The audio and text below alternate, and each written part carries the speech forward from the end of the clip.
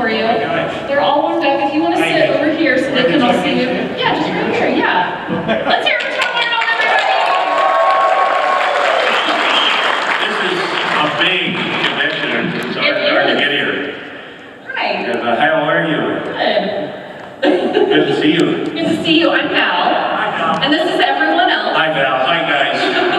Thank you for being patient. So, welcome back to Utah and welcome to FanX. Oh, I know. It's amazing. I've been to a couple of other similar things, but this is the best.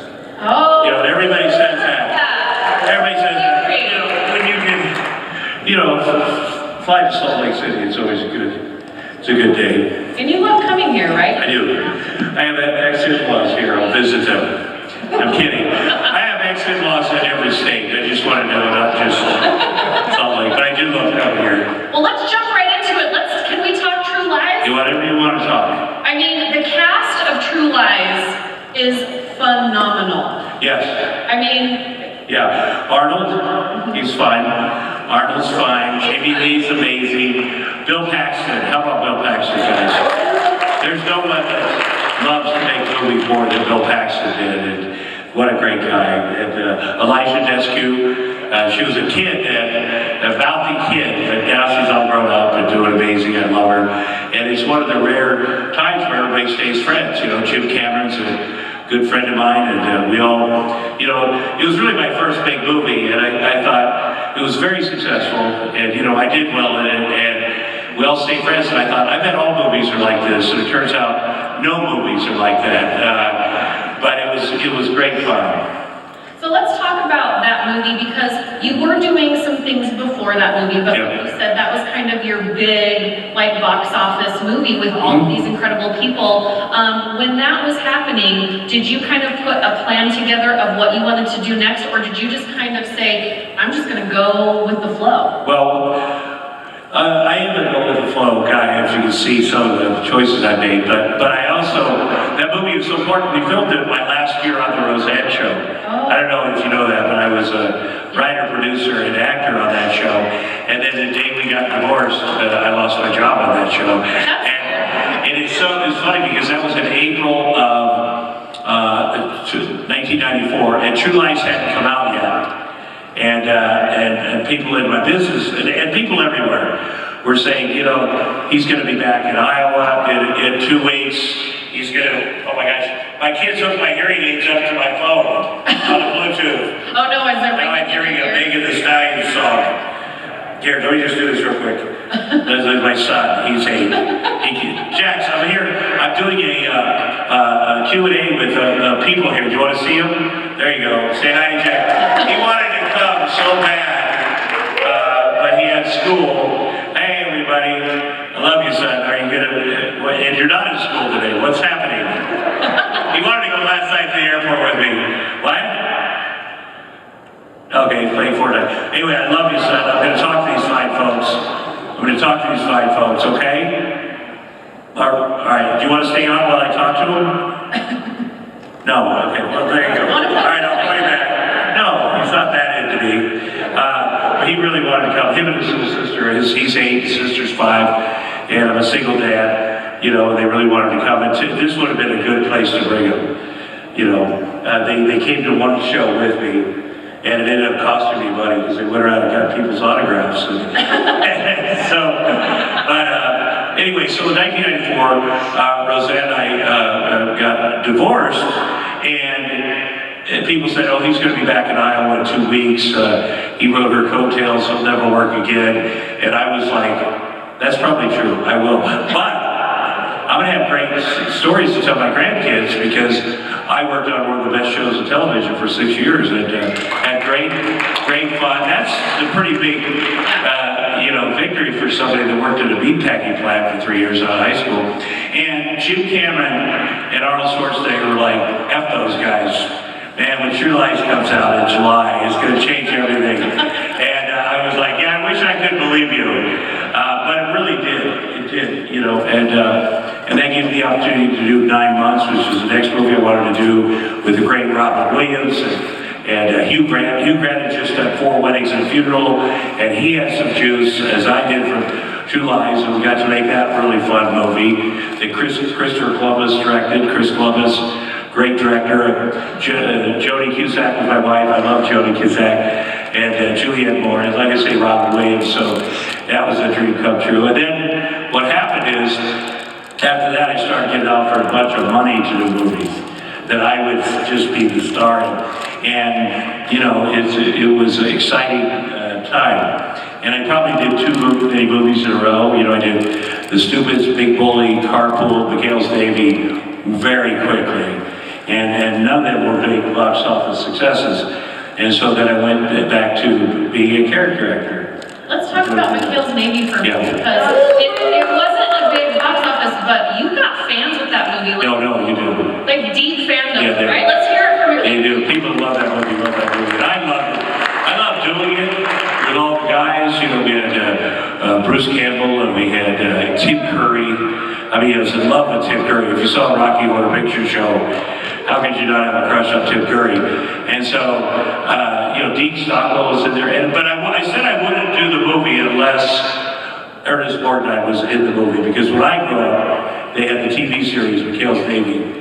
And at the time, I had a choice between doing that and down Periscope. And once we got Ernest Borgnine involved in the movie, then I said, okay, I'll do it. Because you got to have so much respect for the TV series that Tim Conway, maybe some of you remember that. And, you know, I liked all those series, Bilko and all those different shows back when I was a kid, very young. And, but it was great to have it in it. And we had a terrific time filming that movie in Mexico. We had too good of a time, but it was great fun. And people loved that, liked that movie a lot. Same with The Stupids. You know, The Stupids was, you know, what happened is right before it was released, a studio called New Line bought it. The studio that made The Stupids went bankrupt. And they thought it was going to be promoted like a Dumb and Dumber. You know, Dumb and Dumber was very successful. But The Stupids was based on children's books. There's a real template to how to do that. And it was absurd, and you know, it was just great fun. Do you, since we're running a little short on time, do you guys, if you have questions, get up on the microphone and we'll start answering questions if that's okay with you? Yes. Awesome. I think they're going to turn our mics on yet. Oh, okay, it's working now. You worked with Norm Macdonald, right? Yeah. I was wondering if you could talk about him a little bit. Norm Macdonald. Well, Norm appeared on my first TV series, The Jackie Thomas Show, as a Seinfeld writer. You know, Seinfeld I filmed that show right next to Seinfeld. We had a big falling out because Julie Louis-Dreyfus parked in my parking spot. And I didn't know it was her car, but somebody kept parking in my parking spot that said Tom Arnold. So I wrote a nasty note about parking, like, can you not read? And it's kind of a famous story because we were filming it, and the security came in and said, hey, we found out who parked in your parking spot. It was Julie Louis-Dreyfus. And I go, oh, that's fine. So I go outside the parking lot. I'm like, hey, don't worry about it, because I assume she's there to apologize.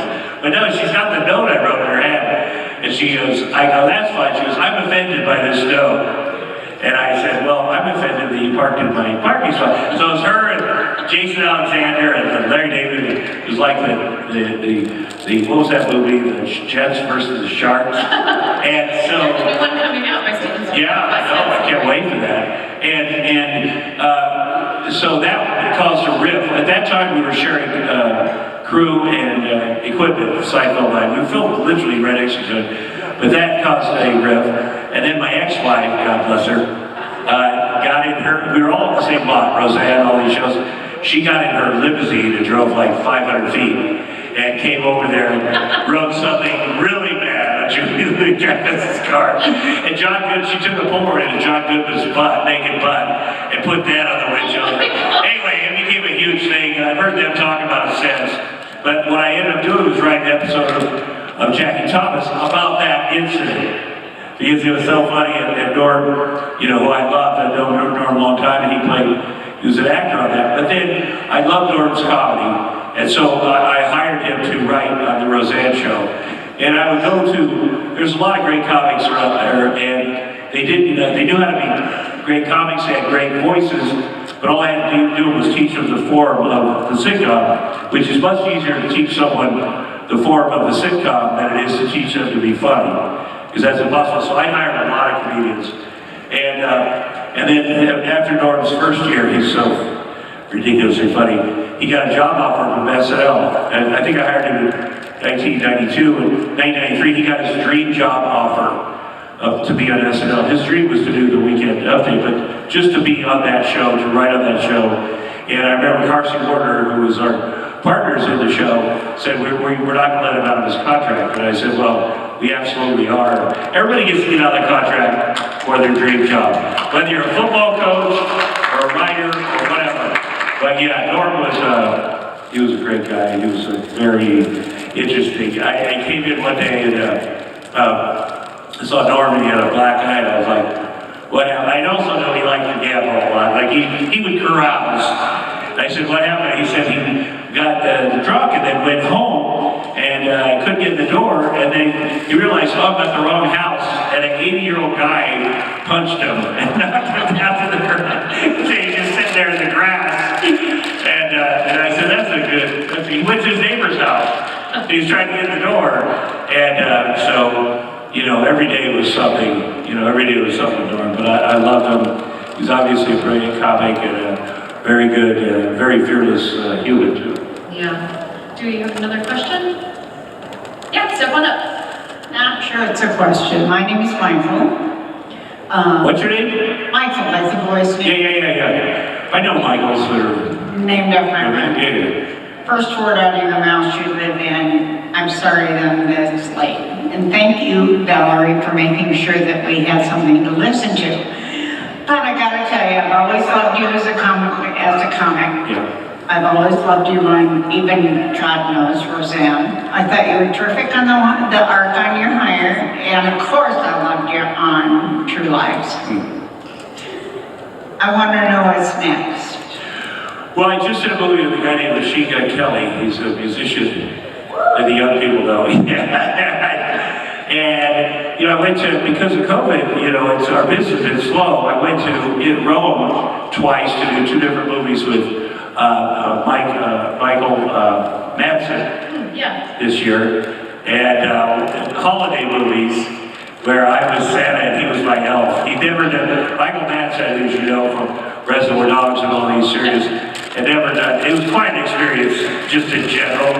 And but you know, I did another little independent this summer, but I'm anxious to work. So if you know anything, Michael. Yeah. What's that? Oh yeah. Hey, it wasn't. Yeah. No, you're good. The potty. Question?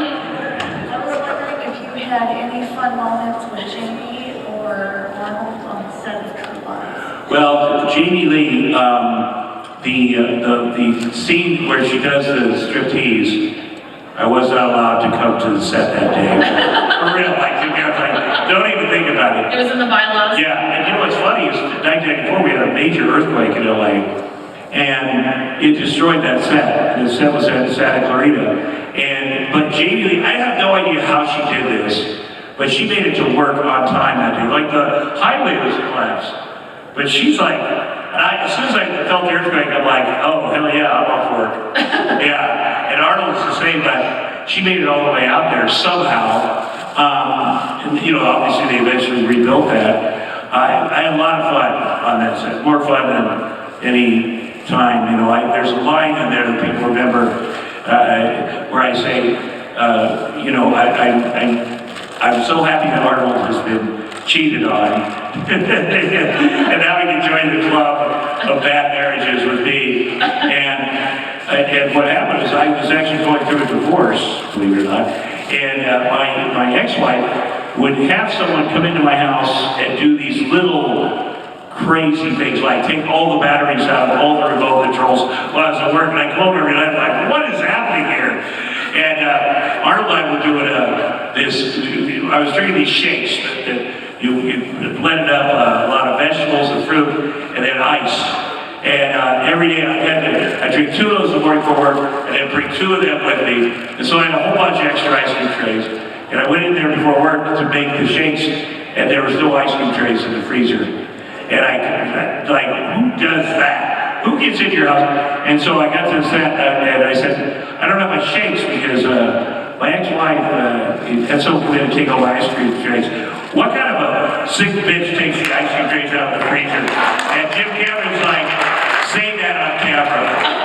And so, I mean, yeah, so there was a lot of fun things like that. You know, I got to ad-lib, I had to do it Jim's way. You know, I remember there was one scene where we're on Constitution Avenue and at night shooting, and I'm in the SUV with Arnold, and I'm reading this, because we've been spying on his wife, and I'm reading the pages of the conversations between her and Bill Paxton's character, and then I note, there's one page I won't read, because it's too, and he's like, you know, give me that page, you know, and I said, what? And then I get out, he comes out of the front of the car, and I get out, and he smashes the window, and when he's coming out of the car, I said, you gotta pee, or whatever I kept it, and Jim Cameron's like, do it my way. I forget what the line was in the script, and then do it 17 different ways, like he's gonna punish me.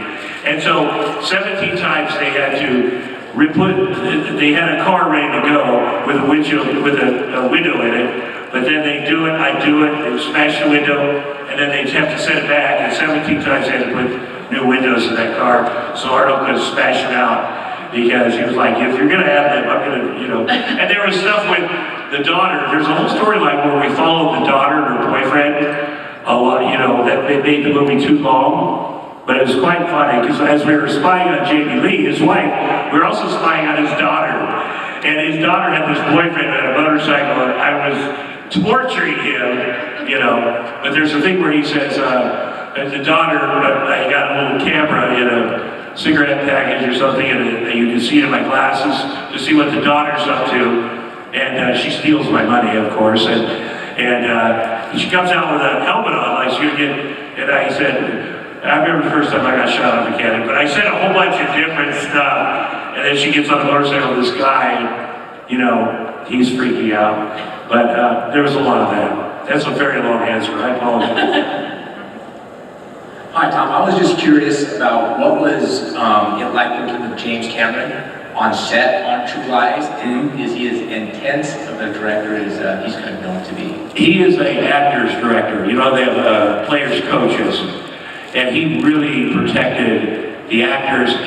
You know, he also had a lot on his shoulders because, you know, he does, you know, he was producing the movie too. And he's done every job. He has distressed tables back in the old days.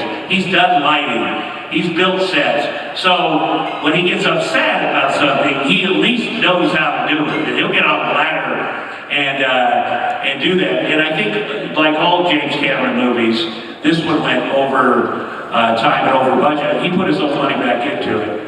And, you know, he has to deal with the studio, but he wants, you know, perfection. And I remember they blew up the segment of the 7 Mile Bridge down there, you know, the one where Jake Lee's in the car and they pull her out of the limo and Arnold saves her. And they actually blew up, there's 2 bridges, obviously, and they blew up a piece of the old bridge, and the explosion didn't go right for Jim. So they had to rebuild it. I was like in my trailer, Arnold's like, hey, you know, they're blowing up the bridge tomorrow, we should come in. And all of a sudden I heard the explosion, and then I hear Jim, we gotta rebuild that. So it was 3 days with Arnold and I sit in our trailers. But I loved him. He had so much respect for everyone. I mean, him and the crew sometimes, you know, but that's just part of it. At the end of it, they all want to work with him again. Whatever the experience was that everybody went through, and it was long, I tell you, but at the end you see the results, and the crew moved up a notch to the next movie or whatever, because they survived Jim Cameron. But he really is, you know, he is that smart, and like I say, he was very protective of the actors, and he allowed us to be actors. I mean, we're shooting a scene where Arnold's coming down or going up an escalator, and he's supposed to jump over, I think he was going up, and he's supposed to jump over to the one coming down, And Arnold's like, I need a stuntman to do that. And Jim Cameron's like, why? And then in front of everybody, Jim Cameron gets on the escalator and jumps over it. And then Arnold's like, okay, I'll do it. I'll do it. You know, because Jim Cameron is like a 6'3" raw bone Canadian man. He's not like your average, like he's ready to go. Yeah. He's been married 5 times too, I've only married 4. Jim Cameron would always say, I said, I don't think I'm going to get married again. And he'd say, don't let anybody write your story. You write your story. Love it. And you know, him and his 5th wife are great. We have 3 minutes left, so we're going to go with this question. And then as soon as you're done, do you mind if we get a selfie with the whole audience? Oh, yeah, of course. Awesome. Will you help me do that? Yeah, I'm doing Okay, I'm okay. doing it. Okay, all right. Who's your favorite character that you played so far? Well, you know, I liked some of the scoundrels, you know, Georgie Crusoe and Sons of Anarchy. You know, I liked being best friends with people in movies, whether it be Hugh Grant in 9 Months or Arnold Schwarzenegger in True Lies, because that's certainly my wheelhouse. And certainly was, you know, pretty easy to play, you know, their best friends. And Arnold and I have a relationship already similar to our relationship in the movie. And so just to accentuate that, you know, I've done some very serious movies too, like Gardens of the Night, deal with pedophilia, and I'm proud of being able to do that. John Malkovich was the good guy in that movie, and I was the bad guy. And I love making Animal Factory with, Eddie Furlong's here, by the way. I did bad things to Eddie Furlong. I played a prison bad person, and that was satisfying in the way that I was afraid people would see me. There's all these great Willem Dafoe, all these great Vicky Work, all these great actors. I thought, oh my gosh, when they see me as the bad guy, the audience will break. It will, but that didn't happen. They bought it. They bought me as this horrible person. So I like doing a variety of stuff. Nice. All right, so that was our last question. Let's hear it. Oh.